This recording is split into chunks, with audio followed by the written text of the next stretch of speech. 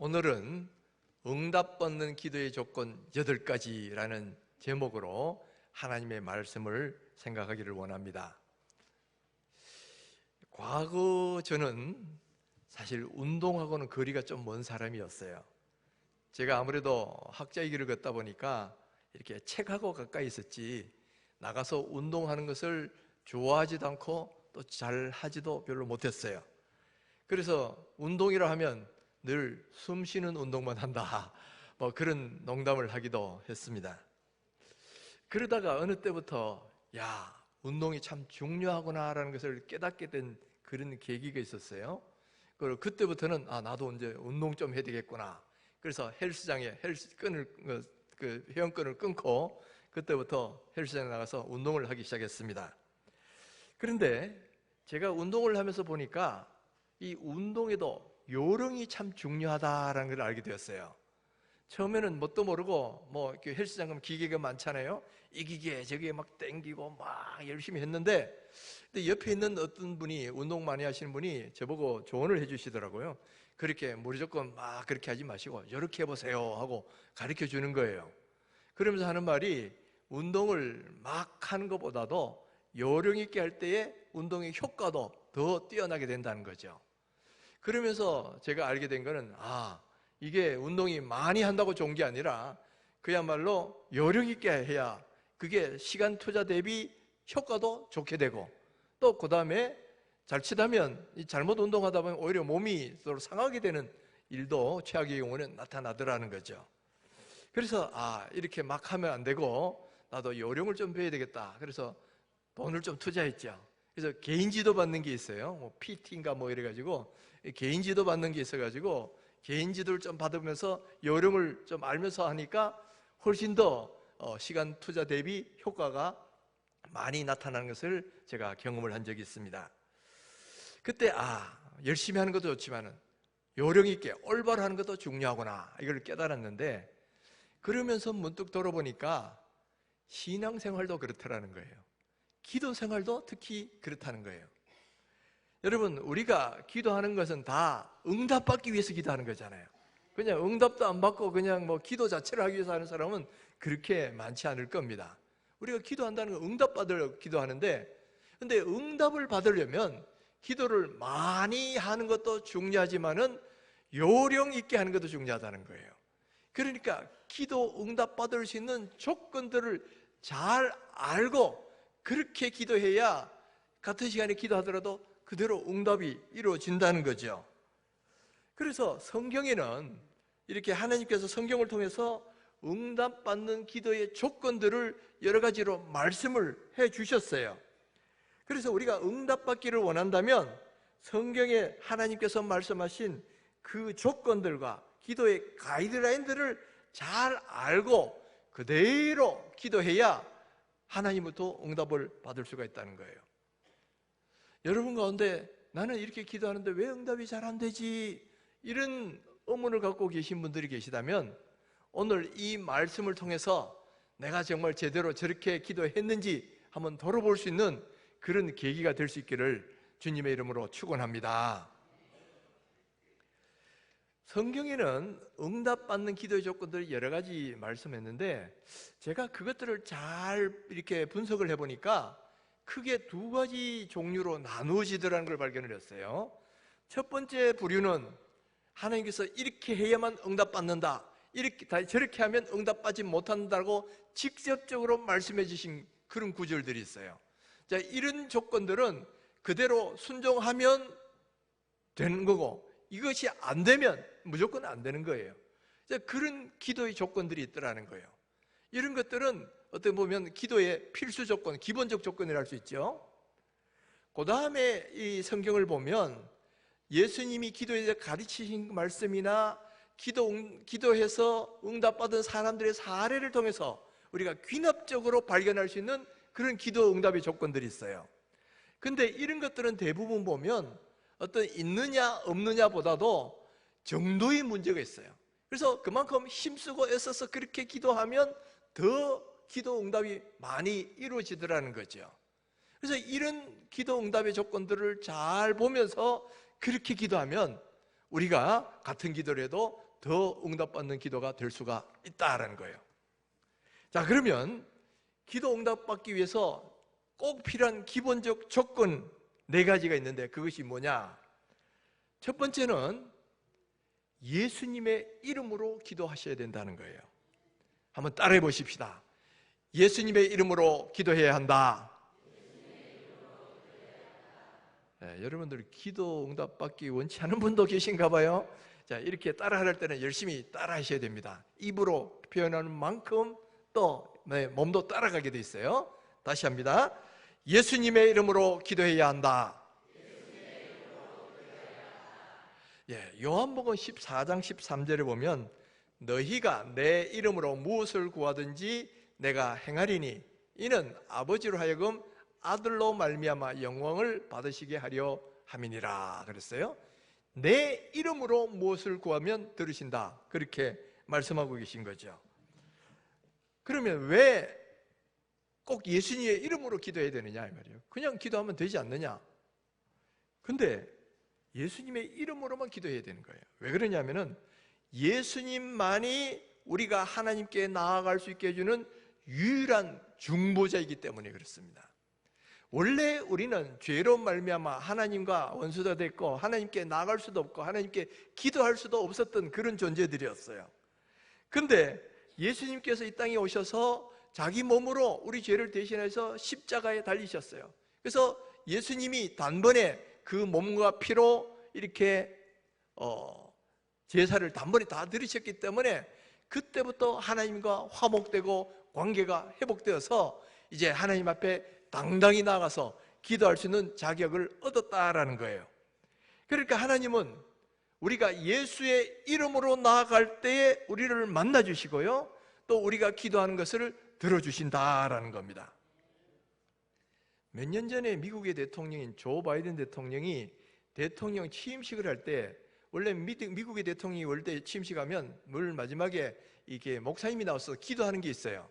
그래서 이번에도 어떤 목사님이 나와서 기도를 했는데 뭐라고 기도했느냐면은 다양한 신앙의 이름으로 기도합니다, 이렇게 기도를 한 거예요.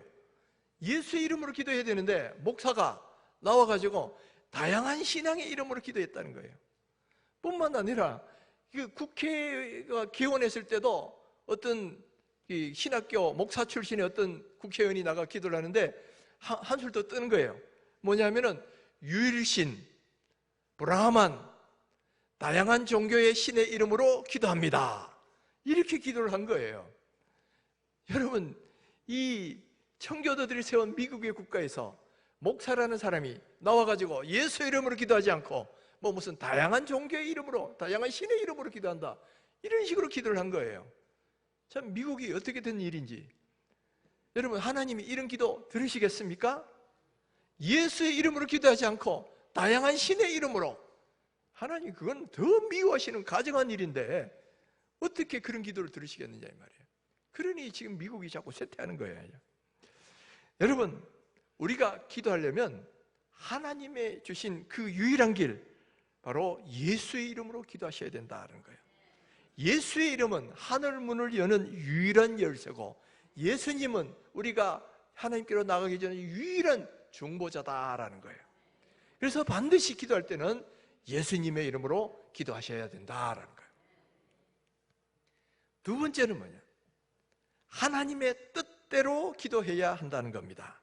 자, 따라해 보십시다. 하나님의 뜻대로 기도해야 한다. 요한일서 5장 14절에 보면 그를 향하여 우리의 가진 바 담대한 것이 이것이니 그의 뜻대로 무엇을 구하면 들으심이라 그랬죠? 그의 뜻대로 무엇을 구하면 들으신다 그랬어요. 그러니까 주님의 뜻대로 구하는 것은 기도 응답 받는 것의 필수 조건이다 하는 거예요. 야고보서 4장 3절에도 구하여도 받지 못함은 정욕으로 쓰려고 잘못 구하기 때문이다, 그렇게 말씀하고 계세요.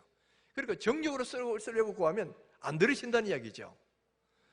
반대로 응답받으려면 주님의 뜻대로 기도해야 된다는 거예요. 그럼 왜 주님의 뜻대로 기도해야 되는 것인가? 그 이유는 주님이 그걸 원하시기도 하지만은 그 결과가 그 사람에게 하나님 뜻대로 구하지 않으면 오히려 해가 되기 때문에 그럴 때는 응답하지 않으신다라는 거예요. 제 아들이 한 서너 살쯤 되었을 때 뭔가 도깨비 나오는 만화 영화를 본 것 같아요. 그러더니만 저보고 이 면봉을 좀 달라는 거야.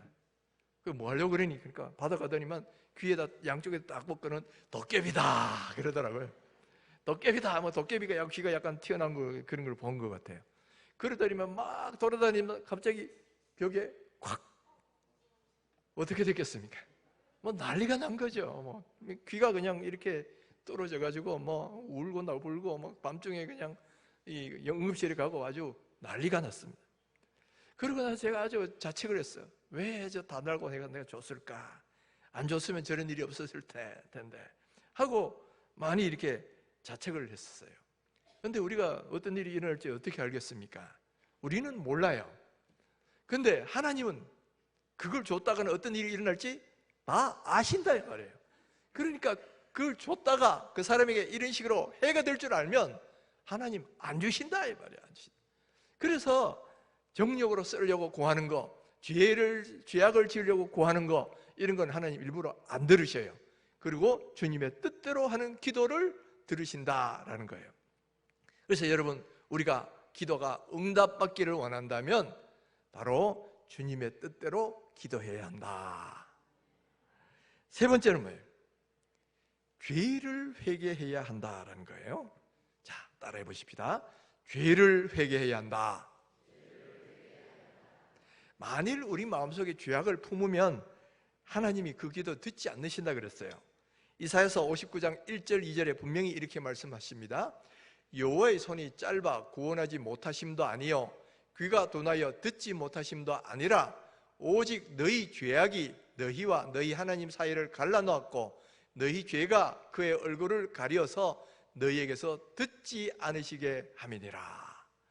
그러니까 우리 마음속에 죄악을 품고 있고 죄악을 짓고 그대로 있는 상태에서 하나님께 기도하면 이 죄란 놈이 하나님과 우리 사이를 갈라놓아요.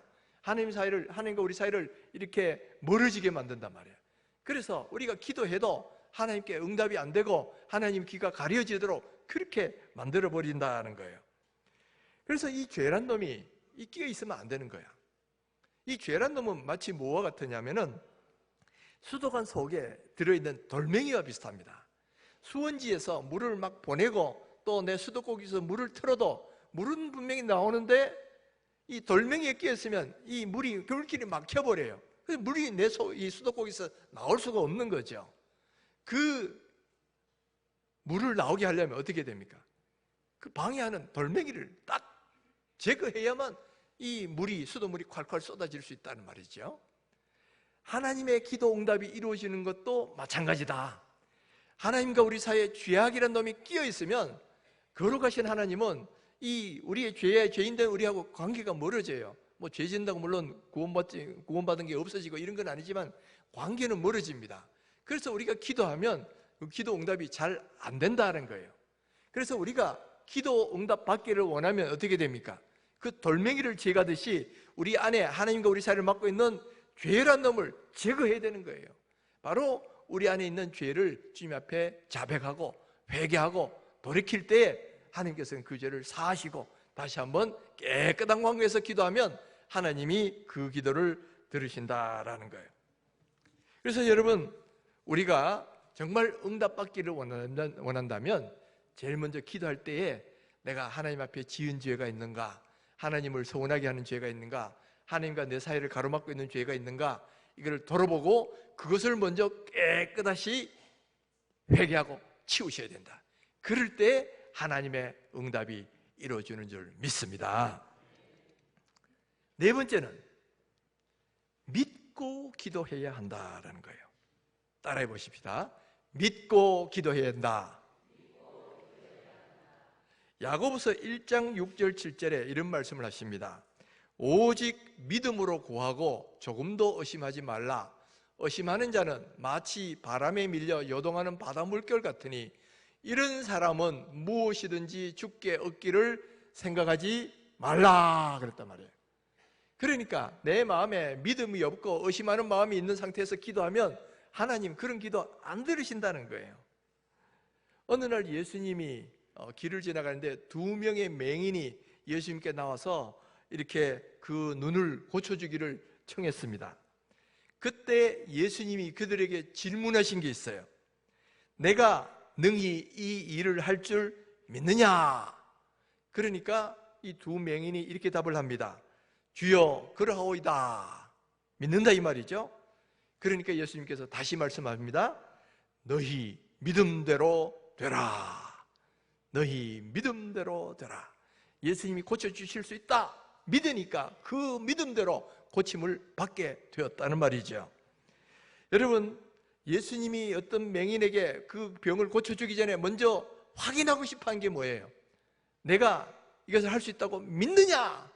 이거를 확인하고 난 뒤에 믿는 사람에게 믿음대로 되라고 말씀하신 거예요. 오늘 우리가 하나님께 기도하러 나올 때도 하나님이 우리한테 물으시는 거예요. 내가 이 일을 할 수 있는 줄 믿느냐? 물론 뭐 소리로 묻지 않지만은 그 주님은 실제로 우리에게 그걸 먼저 묻고 계세요. 내가 믿습니다. 주님께서 내가 기도하면 주님께서 이 기도 들으실 줄 믿습니다. 이런 기도 믿고 기도할 때 하나님은 내 믿음대로 되라. 믿고 기도하는 만큼 내 믿음대로 되라 하는 거죠. 그러니까 여러분, 우리가 기도할 때는 반드시 하나님께서 그 기도 들으실 줄을 믿고 기도해야 된다라는 거예요. 마태복음 21장 22절에 이런 말씀을 합니다. 자, 다같이 크게 읽어봅니다. 시작. 믿고 하는 것은 다 받으리라. 기도할 때 믿고 구하는 것은 다 받으리라 그랬죠? 또 야고보서 5장 15절 읽어봅니다. 시작. 믿음의 기도는 병든 자를 구원하리니 주께서 그를 일으키시리라. 믿음의 기도는 병든 자까지도 일으켜주신다는 거죠. 그러니까 믿음의 기도는 응답받기 위해서 대단히 중요한 그런 기도 응답의 조건이다라는 것을 우리가 알 수가 있죠. 여러분, 이것을 없으면 기도 응답이 안 된다는 이야기예요. 그리고 이것이 있어야 기도 응답이 이루어지는 조건이 형성이 된다는 이야기죠. 자, 그러니까 지금까지는 이거는 직접적으로 예수님이 이렇게 해야 된다 하고 말씀하신 내용이었다면, 이제 앞으로 나오는 네 가지 조건은 뭐냐면은 예수님이 기도에서 가르치시는 것이나 또는 또 기도 응답받은 사람들의 사례에서 나오는 그런 내용들을 통해서 발견할 수 있는 그런 조건들이에요. 근데 이런 조건은 이거는 있느냐 없느냐가 아니고 얼마나 그것을 정말 더 높은 수준에서 할 수 있느냐 없느냐 정도의 차이가 있어요. 이것은 우리가 더 열심히 노력해야 되는 그런 조건이라는 거죠. 자, 응답받는 그런 다섯 번째 조건은 뭐냐 하면 끈기 있게 기도해야 된다라는 거예요. 따라해 보십시다. 끈기 있게 기도해야 한다. 누가복음 18장에 보면 예수님께서 항상 기도하고 낙심하지 말아야 할 것을 한 가지 비유를 통해서 말씀을 하십니다. 바로 이 불의한 재판장과 이 과부의 이야기예요. 어느 도시에 하나님도 두려워하지 않고 사람들을 멸시하는 그런 악한 재판장이 있습니다. 그리고 동시에 가진 것이란 건 아무것도 없는 그 가난한 과부가 있었어요. 그런데 과부가 억울한 민원이 있는데 아무리 재판장을 찾아가도 이게 재판장이 악한 사람이어가지고 전혀 그냥 듣지 않는 거예요. 근데 이 과부는 가진 것이 아무것도 없지만은 비장의 무기가 하나 있어요. 뭐예요? 날마다 가서 쪼르는 거예요. 뭐 가진 게 없으니까, 의지할 게 없으니까 그냥 날마다 가서 쪼르는 거예요. 날마다 가서 쪼르니까 이 불의한 재판이 스스로 생각하기를, 야, 내가 하나님도 두려워하지 않고 사람들도 멸시하지만은 저렇게 날마다 와서 쪼르니까 도저히 귀찮아서 내가 못 견디겠다. 그러면서 그 원한을 풀어줬다는 이야기예요. 예수님은 바로 이 이야기를 하시면서 뭐라고 말씀하셨냐면, 자, 이렇게 말씀하셔요. 불의한 재판장이 말한 것을 들으라. 하물며 하나님께서 그 밤낮 부르짖는 택한 자들의 원한을 풀어주시지 않겠느냐. 이 말씀은 밤낮 부르짖으면 그 원한을 풀어주신다 이 말이죠. 그러니까 우리가 정말 낙심하지 말고 끝까지 과부처럼 그렇게 열심히 기도하라는 거예요. 그런 기도가 응답된다는 거죠. 제가 지난주에 왜 새 아들을 위해서 이 밤낮으로 기도했던 한 어머니 이야기를 해드린 적 있죠. 그 어머니는 그 새 아들이 어릴 때부터 새벽 기도를 막 계속 나가가지고 자기 소망하는 게 있잖아요. 큰 아들은 복음 전하는 목사가 되게 계시고, 둘째 아들은 뭐 병을 고치는 의사가 되게 계시고, 셋째 아들은 정의를 실현하는 변호사가 되게 계시고, 막 기도했단 말이에요. 그리고 금요일 떠나가서 기도했어요. 그러니까 나중에는 결국 그대로 되더라는 거죠. 그래서 그 막내 아들이 고시 합격하고 난 뒤에 간증하는 걸 제가 들은 것이 있어요. 이렇게 된 건 전적으로 우리 어머님 기도 때문이다. 근데 여러분, 그분이 그렇게 기도한 게 하루 이틀 한 게 아니잖아요. 어릴 때부터 이 아이들이 자랄 때까지 막 계속해서 끈기 있게 기도하니까 하나님 그런 기도 안 들어주실 수가 없더라는 거죠. 하나님이 그렇게 끈기 있게 기도하니까 그 기도 다 들으시고 그대로 응답되었다라는 거예요. 그러니까 여러분, 이렇게 몇 번 기도해보고 포기하시면 안 돼요. 정말 하나님의 뜻대로 구하는 기도라는 것이 확실하다면 끝까지 기도하셔야 돼요. 그러면 하나님 응답이 나타난다는 거예요. 엘리야가 비가 오기를 갈멜산에서 정말 기도했습니다. 간절히 기도했어요. 얼마나 간절했냐면은 이 머리를 무릎 속에 묶고 꿇어 앉아서 그렇게 간절히 기도했는데도 가보라 그러니까 아무런 징조도 없습니다. 두 번째 또 기도했어요. 가보라 그러니까 역시 아무 일도 없어요. 세 번째 기도하고 또 가보라 아무 일도 없어요. 그러기를 여섯 번째 했는데도 아무 일도 안 일어나. 그러면 우리는 포기하려고 하지 않습니까? 이거 안 되는가 보다, 안 되는가 보다. 근데 낙심하지 말고 또 기도하고 일곱 번째 또 가보라 그러니까 이제 바다에서 손바닥만한 구름이 일어납니다. 그때는 일어날 때는 손바닥만 했지만은 그것이 나중에 와가지고 어떻게 돼? 그야말로 3년 반 동안의 모든 가뭄을 다 해결하고도 남는 엄청난 비로 응답이 되었다라는 거예요. 그러니까 여러분, 응답되지 않는다고 낙심하지 말고 끝까지 인내하면서 끈기 있게 그렇게 기도하라. 집념의 기도가 하나님의 응답을 일으킨다라는 거예요. 여러분, 우리 모두가 다 끝까지 끈기 있게 기도하셔서 응답받는 분들 되시기를 주의 이름으로 축원합니다. 여섯 번째는 뭐냐면 겸손히 기도해야 한다는 거예요. 따라해 보십시다. 겸손히 기도해야 한다.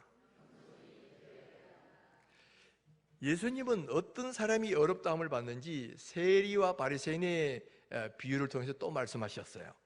어느 날 세리와 바리새인이 같은 날 이 성전에 기도하러 올라갔습니다. 그런데 바리새인은 늘 자기가 어렵다고 생각하니까 하늘을 향해서 우러러보면서 저는 저 세리와 같지 아니하고 불의와 토색도 안 하고 일주일에 2번씩 금식하고 11조도 꼭 바칩니다 하고 이렇게 하나님께 막 기도했어요. 그러나 세리는 자기가 얼마나 죄인인 걸 알기 때문에 가슴을 치면서 하늘을 우러러보지도 못하고 나는 죄인입니다, 나를 불쌍히 여기십시오 하고 이렇게 기도했단 말이에요. 그런데 예수님의 판단은 뭐냐? 바로 오히려 세리가 더 어렵다 하심을 받고 돌아갔느니라 그랬어요. 하나님의 기준은 아무리 올바른 행위 많이 살더라도 교만하면 그 모든 잘했던 것들이 교만하느라 싹 지워져 버리는 거예요. 그러나 세리는 악한 삶을 살았지만 하나님 앞에 겸비하게 기도하니까 그 하나로 그 모든 죄들이 다 덮어지더라는 거예요. 그만큼 겸손과 교만은 하나님이 중요하게 보시는 덕목이라는 거죠. 그래서 하나님은 어떤 기도를 즐거워하시느냐? 겸손한 자의 기도를 들으시는 거예요. 겸손한 자를 어렵다 하실 뿐만 아니라 그런 사람의 기도를 들어주신다라는 거예요. 베드로전서 5장 5절에 이렇게 말씀합니다. 중요한 구절이니까 같이 한번 소리내서 한번 읽어보겠습니다. 베드로전서 5장 5절 시작. 하나님은 교만한 자를 대적하시되 겸손한 자들에게는 은혜를 주시느니라. 여러분, 이 원리는 신약과 구약을 관통하는 아주 신앙의 기본적인 원리예요. 그리고 여기에서 모든 신앙의 여러 가지 문제들이 다 여기 이 원리들이 다 포함되어 있어요. 우리가 기도하는 거, 11조 내는 거, 모든 것이 다 이 원리가 들어져 있어요. 그렇기 때문에 여러분 정말 하나님 앞에는 절대적으로 교만하시면 안 돼요. 겸비하게 나셔야 돼요. 기도할 때는 더더욱 말할 것도 없죠. 세리처럼 그렇게 기도하셔야 돼요. 주여 불쌍히 여겨 주시옵소서.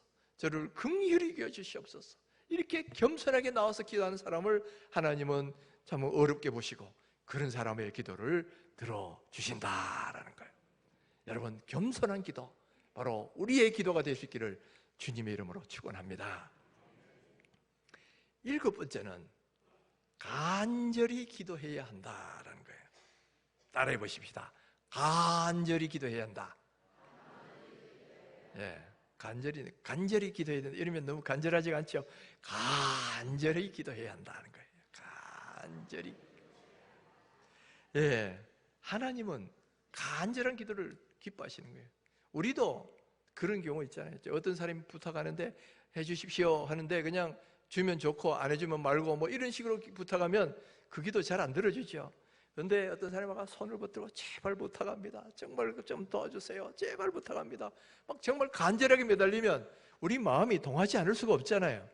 이건 하나님도 마찬가지인 거예요. 하나님 앞에 기도하는 자는 정말 간절한 마음으로 기도하셔야 돼요. 우리가 지난주에 살펴본 너는 내게 부르짖으라. 부르짖는 기도도 뭐냐면 간절한 기도의 표현 중에 하나예요. 그러니까 부르짖고 간절하게 기도하고 그런 기도가 응답도 빠르고 또 하나님의 역사가 빨리 나타난다는 거예요. 바로 그 좋은 예가 오늘 우리가 읽은 이 히스기야 기도 속에 나타나고 있어요. 지금 히스기야는 큰 위기 속에 있는 상황입니다.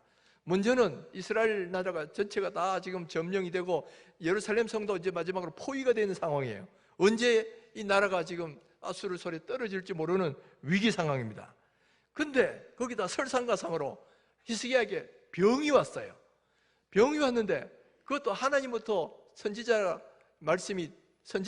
하나님의 말씀을 전하는데 너는 죽고 살지 못할 것이다. 그리고 내 집을 정리하고 너에게 유언을 남겨라. 이러는 거예요.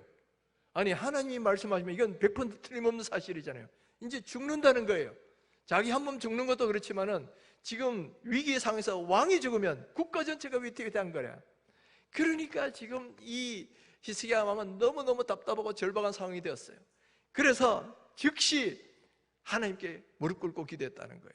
그래서 벽을 향해서 하나님 앞에 막 전심으로 간구합니다. 여호와여 구하오니 내가 주 앞에서 진실과 전심으로 행한 것을 기억해달라고 간절하게 기도했어요. 간절하게 기도했더니만 이사야가 미처 예루살렘 성을 나가기도 전에 하나님이 응답이 딱 나오는 거예요. 돌아가서 말해라. 돌아가서 말하는데 뭘 말하느냐? 내가 너의 수명을 15년이나 연장시켜 주겠고 또 덤까지 주셔요. 아수르 왕의 위협의 속에 있는 이 성과 이 나라를 내가 지켜주겠다라는 거예요. 그러니까 간절하게 기도하니까 기도 응답도 즉각 나타났을 뿐만 아니라 또한 하나님께서 그 기도를 들으시고 덤까지 주시더라는 거예요.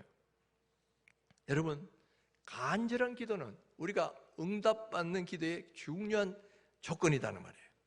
그래서 야고보 사도는 이런 말을 했습니다. 엘리야는 우리와 성정이 같은 사람이로되 그가 비가 오지 않기를 간절히 기도한 즉 3년 6개월 동안 땅에 비가 오지 아니하고 다시 기도하니 하늘이 비를 주고 땅이 열매를 맺었느니라. 자, 엘리야가 성정이 우리와 같은 사람이란 말의 의미는 뭐냐면은 엘리야가 막 특별한 사람이거나 막 슈퍼맨이거나 이런 존재가 아니다는 거예요. 우리와 똑같은 사람이라는 거예요. 그러면 그의 기도가 응답받았던 이유가 뭐냐면은 그가 특별한 사람이었기 때문이 아니라 그의 기도가 간절한 기도였기 때문에 응답받은 거다. 야고보 사도는 지금 그걸 말하는 거예요. 그러니까 우리도 간절하게 기도하면 엘리야처럼 그렇게 응답받을 수 있다라는 것을 지금 이야기하고 있는 거죠. 그러니까 여러분, 엘리야가 그 능력의 기도를 할 수 있었던 이유는 다른 것이 아니라 그가 간절하게 기도했다는 거예요. 간절한 기도가 하나님의 응답을 낳는다는 거예요. 이것은 성경에 보면 히스기야 기도 외에도 수많은 사례들이 있어요. 야곱은 형 에서가 자기를 죽이려고 온다는 소식을 들었을 때 아주 절망을 했어요. 그전에는 자기 한 몸만 있었지만 이제는 처자까지 딸리고 온 종과 또 가축들까지 있는데 이렇게 형이 자기를 죽이러 온다니까 너무너무 절망에 빠졌죠. 그래서 야복 강가에서 기도하는데 그냥 기도한 게 아니에요. 그야말로 하나님과 씨름했는데, 씨름했다는 말은 그만큼 간절하게 기도했다는 거예요. 밤새도록 하나님을 놓아줄 수 없다 그러면서 하나님과 간절하게 기도하니까 하나님이 그의 기도를 들으시는데 이 에서의 마음을 바꿔주셔가지고 동생을 죽이는 게 아니라 화해하는 마음으로 그렇게 바꿔주시고요. 또 여기도 또 덤을 또 하나 주셨어요. 그게 뭐냐? 덤, 야곱의 이름을 바꿔주셨다는 거예요. 그 전까지는 아주 뒷발꿈치를 잡고 썩이고 뭐 이런 나쁜 뜻이었는데 이제는 하나님과 겨루 이긴 사람이다. 그래서 이스라엘이다 하고 이름까지 바꿔주셨죠. 이렇게 간절하게 기도하니까 하나님이 응답하실 뿐만 아니라 덤까지 주셔요. 이거는 한나의 기도도 마찬가지입니다. 한나는 아들을 낳지 못해가지고 늘 한이 맺힌 여인이었어요. 거기다가 늘 자기를 괴롭히는 그런 사람까지 있었기 때문에 너무너무 힘들어가지고 그 원통함을 성전에 가지고 나가 기도한 거예요. 근데 기도할 때 적당히 기도한 게 아니고 자기 원통함을 그냥 하나님 앞에 그대로 다 토해냈어요. 토해내고 간절하게 기도한데 얼마나 간절하게 기도했든지 엘리 제사장이 저 멀리서 보니까 술 취한 줄 알았다는 거예요. 그만큼 얼굴이 뭐 벌겋게 됐거나 막 간절하게 되니까 그런 모양새가 나타났다는 거죠. 그러니까 하나님이 그 한나의 기도를 들으시는데 한나에게 어떻게 합니까? 위대한 지도자 사무엘이라는 아들을 낳게 해주셔요. 낳게 해주신데 또 여기도 덤이 또 있어요.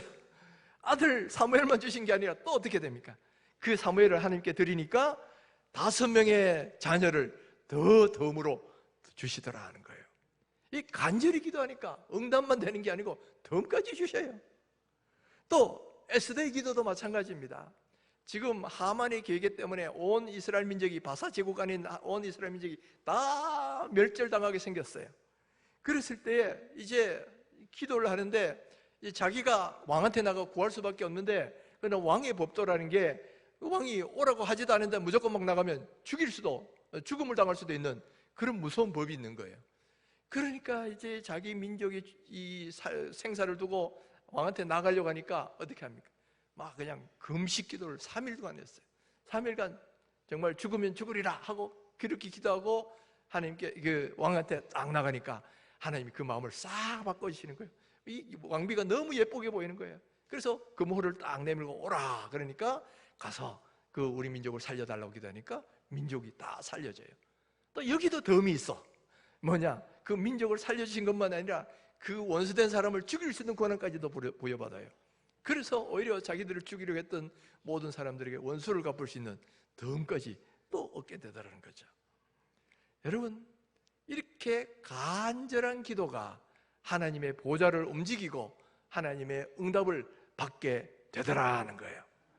여러분, 적당히 기도하지 마세요. 기도하는데 절박하고 심각한 문제가 있으면서도 적당히 하니까 이게 하나님께 정달이 잘 안 되는 거예요. 정말 절박한 마음으로 간절하게 부르짖으면서 막 기도할 때 하나님이 그 절박한 기도 들으시고 응답의 시대 응답도 빠르고요. 또 응답의 시대 하나만 들으시는 게 아니라 덤까지 주시는 사례들이 얼마나 많이 나와 있습니까? 그러니까 이런 기도가 응답받는다는 거예요. 마지막 8번째 또 하나 더 있어요. 응답받기 위해서는 눈물로 기도해야 된다. 따라 하십시다. 눈물로 기도해야 된다. 네, 눈물의 기도가 하나님의 응답을 받게 하더라 하는 거죠. 자, 오늘 본문에 히스기야가 너 죽는다 그러니까 즉시 벽을 바라보면서 하나님께 막 기도하는데 그냥 간절히만 기도한 게 아니고요, 통곡하면서 기도했다는 거예요. 여러분, 통곡한다는 게 큰 소리로 울었다는 이야기인데 지금 왕의 채통이 있지. 왕이 다른 사람들부터 이렇게 서야 되는 사람인데 채통도 없이 그냥 막 큰 소리로 통곡하면서 하나님께 부르짖었다는 거예요. 그런데 바로 이런 기도가 하나님께 즉각 응답되는 그런 요소로 작용했다는 거예요. 하나님께서 그 기도 들으시고 뭐라고 말했냐? 내가 내 기도를 들었고 내 눈물을 보았노라. 내 눈물을 보았노라. 하나님이 그 눈물을 보셨다는 거예요.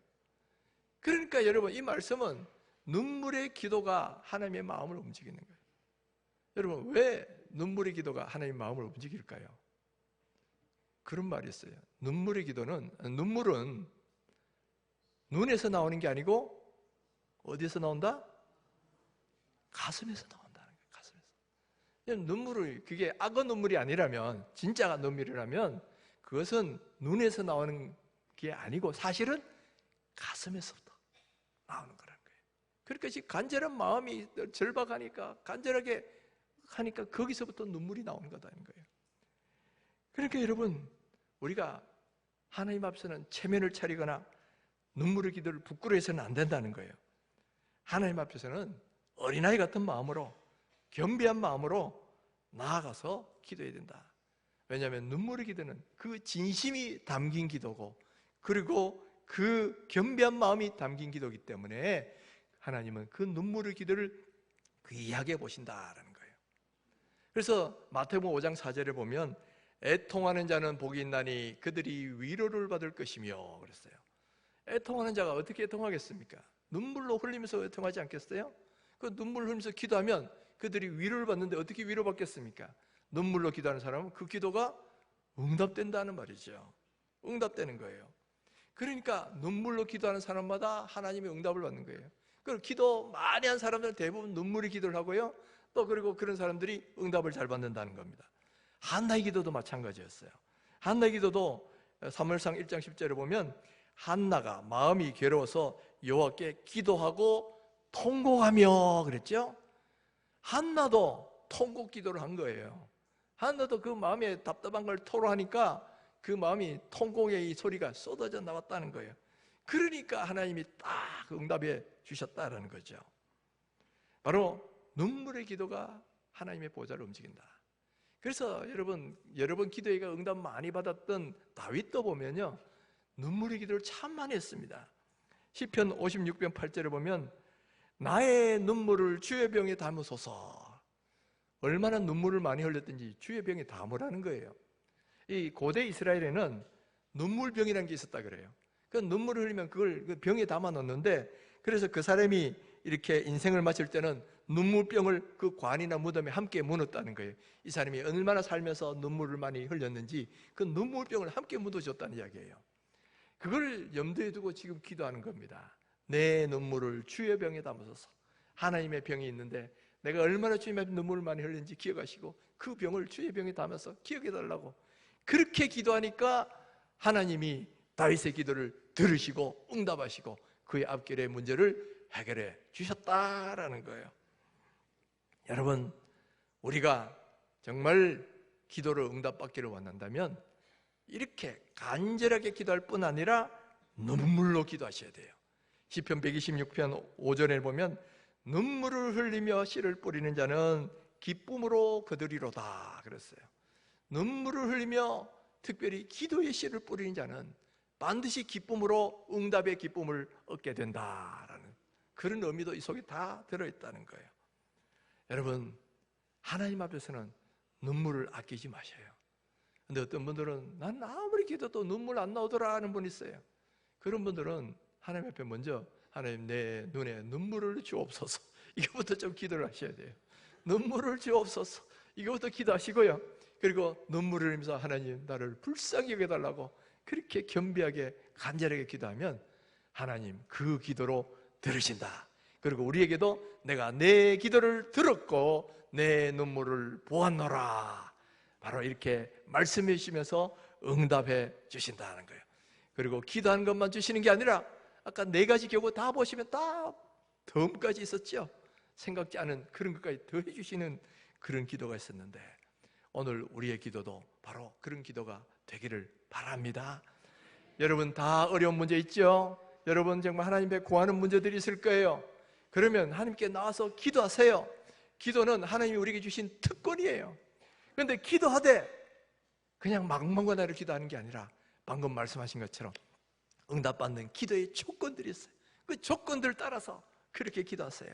그래서 먼저 믿음의 기도하시고 겸비한 기도하시고 간절한 기도를 하시고 눈물의 기도를 하시고 인내하면서 끝까지 그렇게 기도해 보시라는 거예요.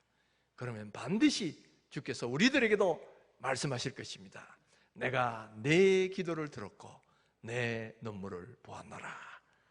오늘 바로 이런 히스기야와 같은 기도를 들으셔서 또 히스기야와 같은 기도 응답을 다 받는 귀한 우리 성도님 되시기를 주님의 이름으로 축원합니다.